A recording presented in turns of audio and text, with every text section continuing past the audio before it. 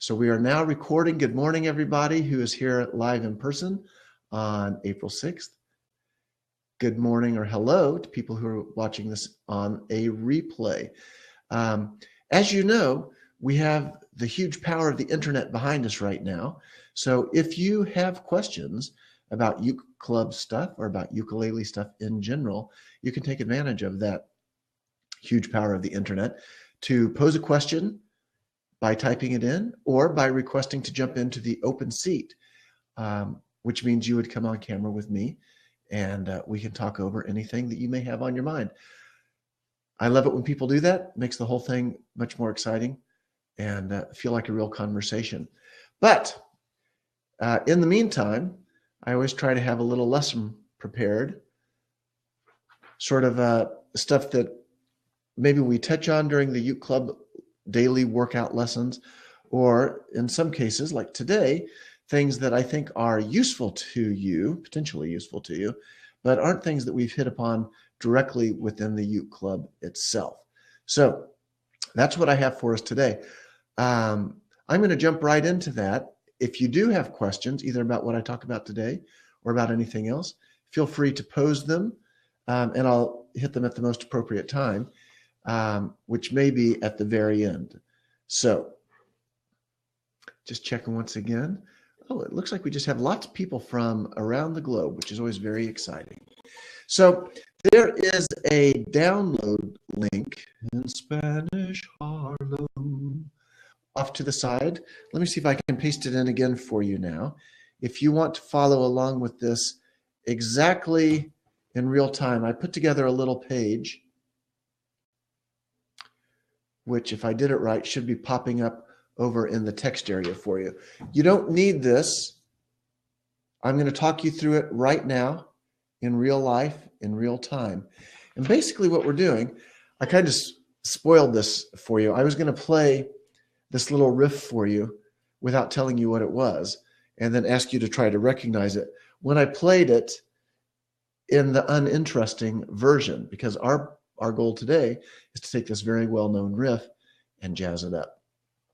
So if you looked at the download link, you already know what it is. And here it is without any interest at all. All right. Nope, that's not right. Let me play it again. It's hard to play it wrong once you've learned it right.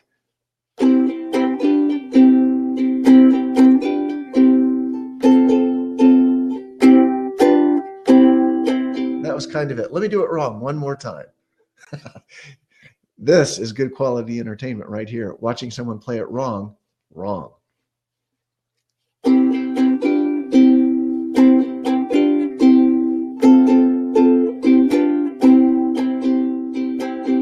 That last little bit may be enough of a giveaway, because even played wrong, it still sounds pretty right.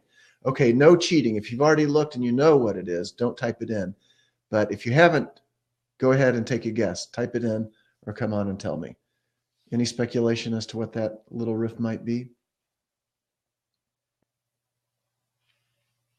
Well, I will tell you. It's Margaritaville by Jimmy Buffett. And we're going to play it the right way today.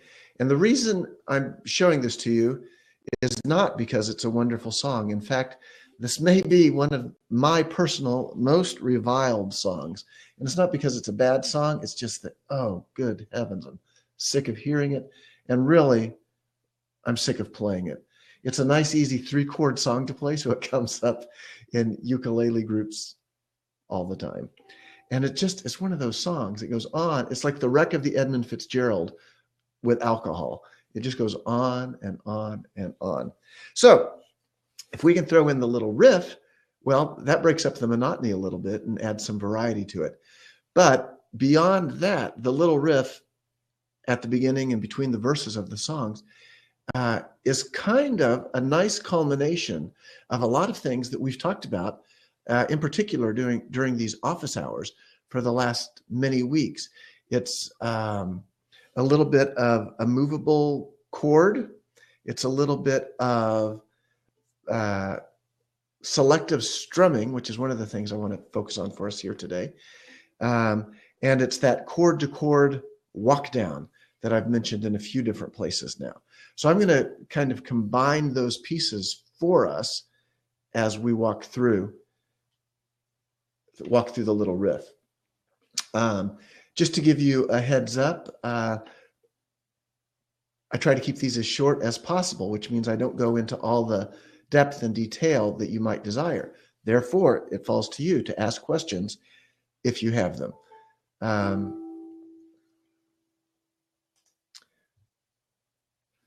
So this is what we're shooting for. I played it for you the dumb way, the wrong way. Now let me see if I can play it for you the right way. Let me tell you what's happening when I am doing this live interaction thing with you. I'm trying to keep my ukulele facing the camera so you can see it, which makes it a little tricky because I prefer to have it back a little bit for me to see it.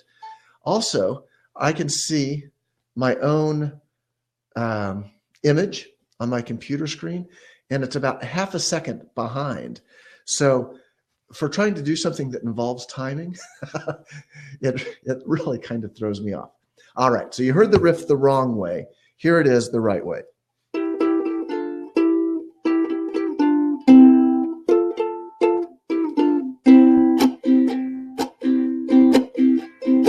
Sounds a lot more like the song, don't you think?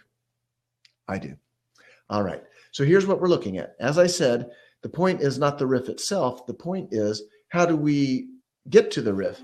Because all the things that we're doing here, these are elements of like kind of a Robert Johnson slidey blues thing. You know, I always mention Chuck Berry. There's a lot of Chuck Berry in that kind of walk down as well. We're going to be looking at it in the key of C. So here, the download link is over on the side if you want to get this page. But I'm going to show you exactly what it is. And then I'll walk you through this page before we end the call today. So if you download it later, you'll be able to interpret it. I've kind of squeezed a lot of information into one small sheet. So here's what we're doing. I've got Robert Johnson in my mind now. I got to get back to Jimmy Buffett. There it is.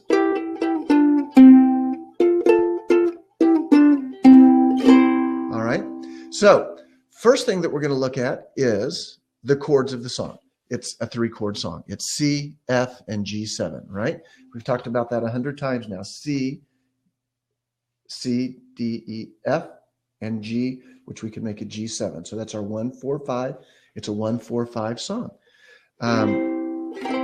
I think when you've put all that booze in the blender, that's the best you can come up with for chords. 1-4-5. So you would play in open chords. Drum on my 6th string, on my front porch swing. I don't know where it goes. Da da da da da da da da. That's G. And da da da. This stays on G forever. Da da da da da. Da da da da da da da. Then we're back to C. F, wasted away. You get G and Margaritaville. All right, now I'm not going to go through the whole song, but that's it. C and G, da da da. And then at the end of the chorus, we're back to.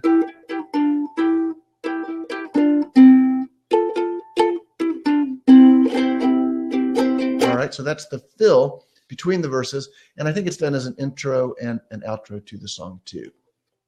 Hi, Don. Don's here. Glad to have you, Don. All right, so we know the chords C, F, and G7. The little riff, that's what we're focusing on now, is going to come in around a C. Da da da da dum, da da da da dum. So when I played it for you right at the beginning and played it the wrong way, it's those 2 chords, C and G7. Da da da da dum, da da da dum dum. So we're going to use our knowledge of movable chords to create the riff rather than that really kind of bland, mushy combination that you get if you just use the open chords. All right. Now, I'm not going to walk you through everything about how to find the movable chords.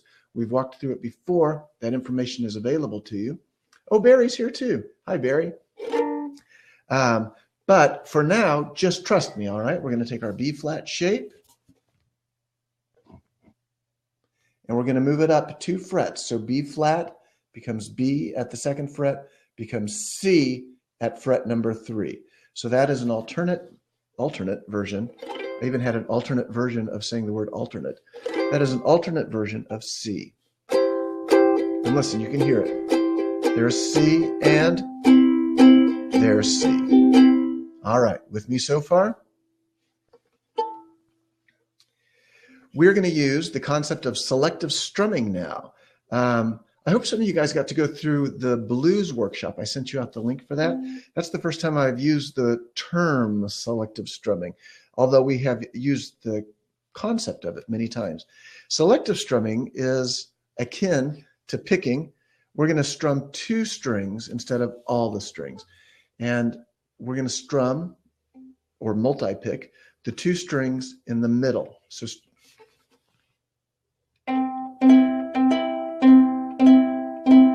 So I'm not interested in 4. I'm not interested in 1. I want to focus on the 2 strings in the middle. As I hold that 2nd position C, can you hear it? It's the beginning of the riff. Da, da, da, da, dum. So it's the middle 2 strings from a 2nd position C. Now, if you're only playing the middle 2 strings, why do you need to hold the 4 strings down in that rather complicated hand position? Well, the answer is you don't. You don't need to. So simplify. Only cover the strings that you're playing. So I'm going from the full B flat shape to an abbreviated 2-finger middle strings only. All right. Now we're starting to add a lot of layers onto this. So let me know if you have questions, okay? So it's just those 2 middle strings covered and plucked. So I'm going to go from here down to frets 1 and 2. That's it. Can you hear the riff in there? Now there's more to it, obviously, but that's the first part. All right. Now let me give you one more bit of logic. When I played it for you with the bad open chords, da, da, da, da, da, I told you it was C and G7. Da, da, da, da, da. Well, it is. So when you move this shape down, that is the abbreviated 2-finger only version of G7. Got to go that way. So if you were playing G7, you'd be playing the triangle, adding in string 1. But again, we're selective strumming, middle 2 strings. You don't need that string. Simplify it. If you don't need it, don't play it.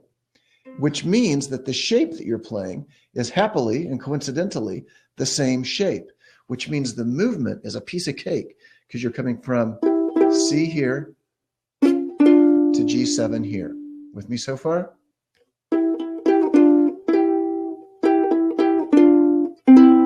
Now that last bit, we're back to a C. And in this case, it's a 1st position C, but through the miracle of selective strumming, we're only playing the middle 2 strings, which means you don't have to even bother with your typical C note on the string. You can just leave that off. So let me show you this, all the steps of the first phrase. That's C to G7 and back to C. That's C to G7 and then open C. And then we're going to finish it off and I'll show you how. And that's the whole little riff. Now this is really fun. And again, don't think that I'm showing you this because I want you to learn Jimmy Buffett songs. There's nothing I can imagine worse than sending out a zombie of Jimmy Buffett playing ukulele players. I'm showing this to you because this is universal knowledge. The last phrase of the song where it goes up, that up, the upmost part is the F. And again, when I played it for you the wrong way, I was playing standard position F. Bum, bum, bum, bum, bum, bum. So that doesn't give you the notes that you want, a standard position F. So let's go back to our knowledge of movable chords.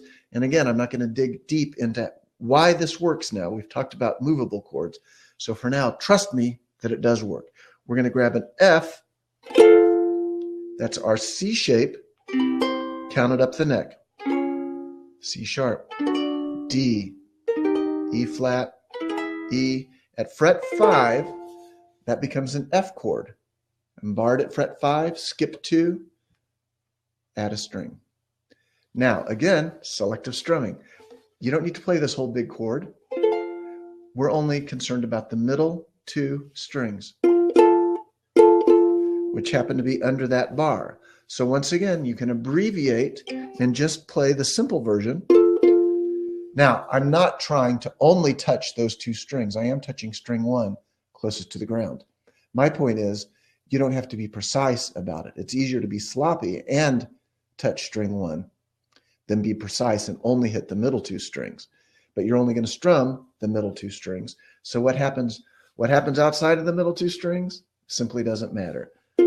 So we can call that an abbreviated F, those 2 middle strings barred at fret 5.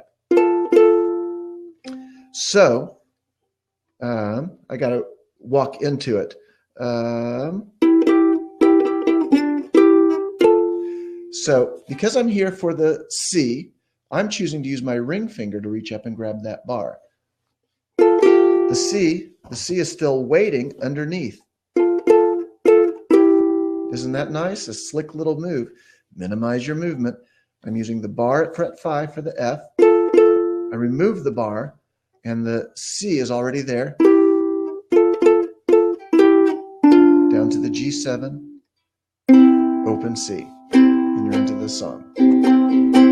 Well, so that's it. I'm going to walk you through how I've drawn it out on this page. But I want to take a second and see if there's any questions just on what we've got so far. We have a nice crowd here today. I appreciate all you folks taking the time to come by from all time zones around the world. Thank you, Todd. I appreciate that comment. Selective strumming is a good term, and that's exactly what we're doing.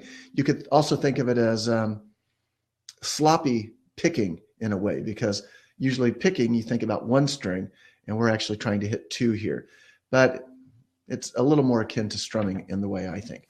All right, I'm going to hold this page up so you can see it. It is available as a link in the chat section off to the side. So these are the chords, C, F, and G7. I've drawn the shapes out with black dots, and I've drawn squares around the notes that we use for selective strumming. So in other words, the black dots are there to show you the full chord shape so you can understand how we're arriving at the selective strumming notes that we're using. But the notes that you play are just the ones with squares around them, okay? And then down below, I've written out the pattern of the riff. C, C, C, G, C, C, C, C, G, C, C with a circle around it, indicating standard open C. Last line, F, F, F, G, G, C. And that's it in a nutshell. 20 past the hour. We packed a lot of information in there really fast. All right. That's what I wanted to show you. As I mentioned, this knowledge works right up the neck. I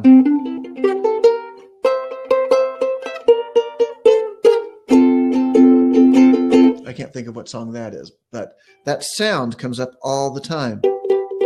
You can shift the one we just learned, Margaritaville, in the same concept that we use for movable chords and finding the 1-4-5 that I talk about in that blues workshop so much.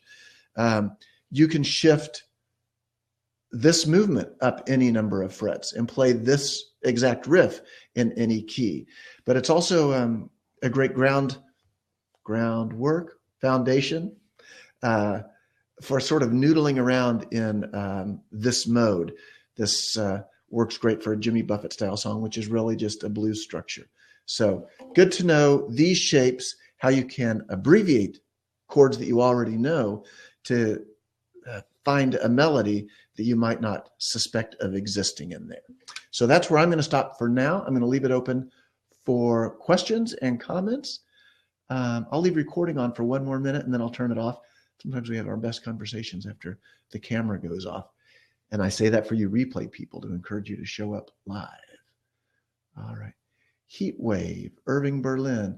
Jerry, I know the song Heat Wave, but I'm not sure what the reference is. Heat Wave got into town last week. Is that the one? She started a heat wave by letting her seat wave. Now that she can, she certainly can make the thermometer can. Boy, I'm messing that song up. Da, da, da, da. Oh, you're absolutely right. It is Heat Wave. That's funny, Jerry. The riff he's saying is Heat Wave. Very interesting. I never would have jumped to that. Good. All right. I'm going to turn off recording. So to those of you watching the replay, you can ask your questions otherwise. Thanks for joining us.